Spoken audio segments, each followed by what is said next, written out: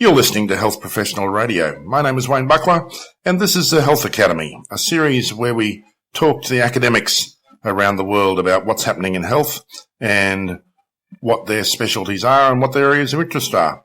Today, my guest is Professor John Boyages.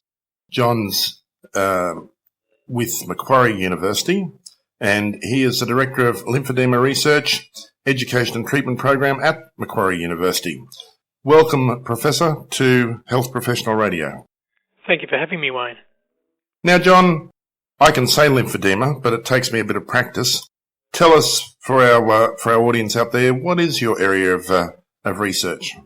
Look, my main, I'm also the Professor of Breast Oncology, so I'm a breast cancer specialist, and I've written 3 books on breast cancer for patients, the Breast Cancer Taking Control series. But at the Macquarie University Hospital, which is Australia's first not-for-profit university private hospital, I fell into lymphedema, I guess, and I must say our research program has been accelerating ever since in lymphedema. I wouldn't have thought that 5 years ago, but the more I look into lymphedema, the more I realise that it's such a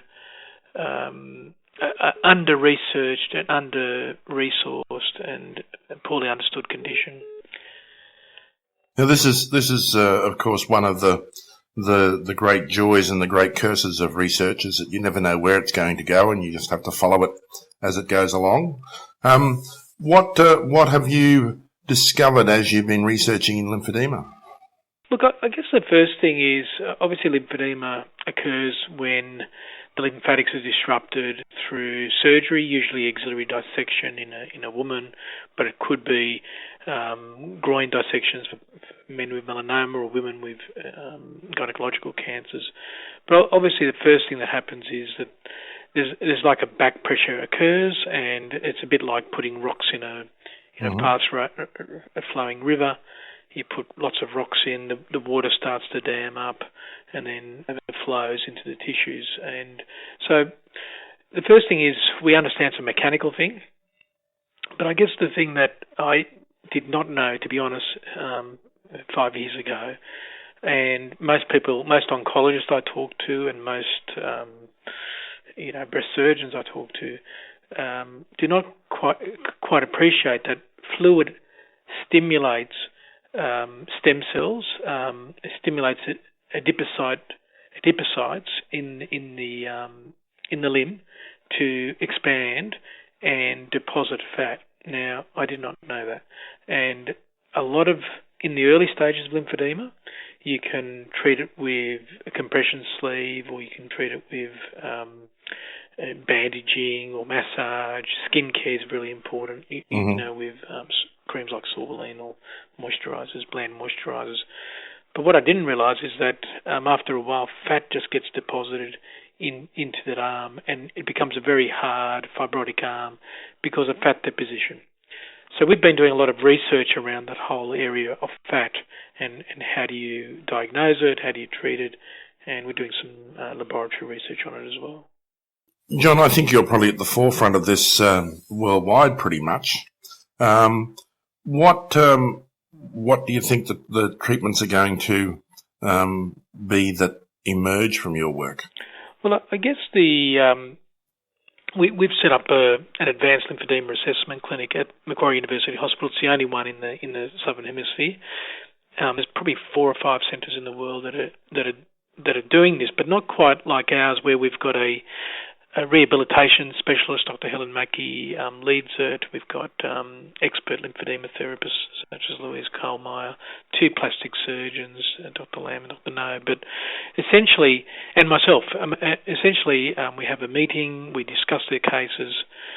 But the things we've discovered is that we do MRIs for all our patients. We can then work out how much fluid is in the limb versus fat. We do detailed measurements. We use an Australian invention called, by impedance actually, it's called LDEX. A company called Impediment invented that in Queensland, and that's been used in our patients to detect how much fluid's in the limb. And then for certain patients, we take them on to advanced surgical techniques such as liposuction or lymph node transplant. And probably within the next 6 to 12 months, we'll be doing lymphovascular anastomosis, where you join lymphatic vessels to veins. Mm-hmm. Liposuction is not something that kind of I've heard of in terms of lymphedema. Is that something that's giving good results? Look, we've just published our first paper in the Annals of Surgical Oncology, and to be honest, when I was a total skeptic when I was head of cancer at Macquarie University Hospital, I ran various workshops and got all the breast cancer people together, and Dr. Mackey came up to me and said, "John, I'm looking for a plastic surgeon to do liposuction for me for my advanced lymphedema patients." And I really thought she had rocks in her head, to be honest, because we're trained, you can't put needles in on that side, and that can cause cellulitis. And I know, a lot of your listeners are in emergency departments. They would see many patients with cellulitis, and that fluid that's stagnant is more prone to infection, a little scratch, for example. Yep. So the thought of cutting the arm and with tiny, 5 or 6 millimeter cuts, you don't even need stitches for, by the way, inserting the liposuction catheter, not the standard cosmetic one, but it's slightly modified, and sucking out all this fat and some fluid,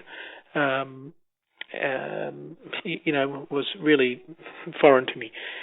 But I must say, we've done close to 45 patients now. We've just published, I think, on our first 30. Every single patient had a complete reduction in their arm. Now out to our longest follow-up, I think, is about 30 months. And we've also seen 20-year data from Sweden recently with Professor Håkan Brorsson, who's the father of liposuction, visiting us and saying, how impressed he was with our program and and helping us do, the largest leg we've ever done.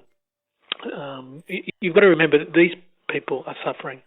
They can't lift their leg. They can't wear trousers. Probably they can't wear boots. They can't, sometimes can't even brush their hair. Find it hard to cuddle their partner. Find it hard to lift grandchildren. We've had a woman we treated in Tasmania who rang us and said, "I want my arm cut off." And that lady's driving again, and so when you see these life-changing stories, I must say I'm a total convert. It's just unbelievable that the whole persona of the person changes. They start wearing bright clothing. A lot of our patients come in with long boots and tights, coloured tights, because these are things they couldn't do before. Some of our patients would fly to Vietnam and get their clothes tailored because they couldn't find clothes with one arm bigger than another, of course. So it's quite heartbreaking, and we're helping people. It's not a condition you can hide under a scarf or a different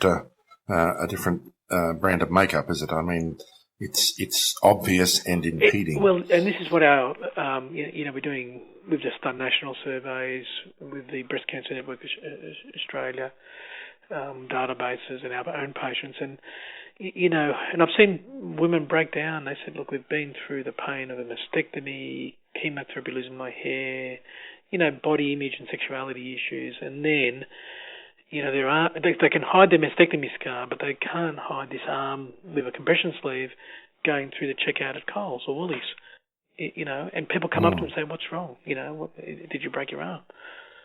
And a lot of them become recluses." Yes, I can believe that.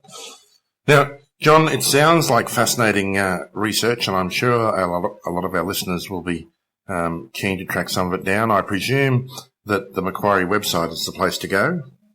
Yes, I think muh.org.au is certainly the place to go.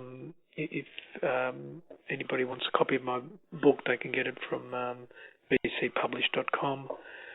And don't hesitate to call us. If any patients are interested. Just one point, because I do know that a lot of people working in those emergency rooms. Many patients come in and they say, "Don't touch my left arm because I've had a left mastectomy and axillary clearance." And you can't do a blood pressure on that side. A lot of that is sort of worst case scenario, and we find many patients, their veins are destroyed by chemotherapy and so on. We've very good, careful aseptic technique. There's no problem with that. But obviously you'll get some pushback from the patients. But I think in an emergency, it's okay to use the affected arm. Look, we're delighted about this lymphedema program. It's we're doing basic research in it. We're doing psychological research and economic research. The absolute cost of bandages that these poor patients have to pay and compression sleeves actually means they have less money to even go out socially. That's intriguing research, and it sounds like research that will be very beneficial to people very quickly. I've been talking with Professor John Boyages from Macquarie University Hospital about his research in lymphedema, but I'm also keen, John, to get you back to talk about your books, the Taking Control series for patients, breast cancer taking control, DCIS of the breast, and a particular interest, male breast cancer. So another day we'll have a chat about those. For people who are looking for those books, you can also find them through the publisher. And John, I didn't make a note of it. Can you just mention it again for me? bcpublish.com is the website. And if anybody wants to contact our clinic, it's 98123598. That's 0298123598. These are for patients who have got untreatable lymphedema. They've been to lymphedema therapists, compression stopped working and bandages stopped working, whereas there's lots of lymphedema therapists out there on a particular registry where you can find the Australian Lymphology Association, which is the lymphedema. Anyway, look up the Australian Lymphology Association and you'll find where to find therapists locally, and women and men can even register on a lymphedema registry as well, which has just been released, lymphedemaregistry.org.au. You've been listening today to my conversation with Professor John Boyages from Macquarie University Hospital. We have a transcript of this interview on our website. There's also an archive on SoundCloud, and it's available on YouTube as well.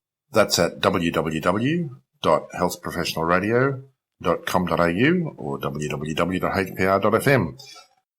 John, thank you very much for your time this morning. It's been a pleasure chatting to you and very informative. Thank you very much for the opportunity. This is Wayne Buckler. This has been Health Academy on Health Professional Radio.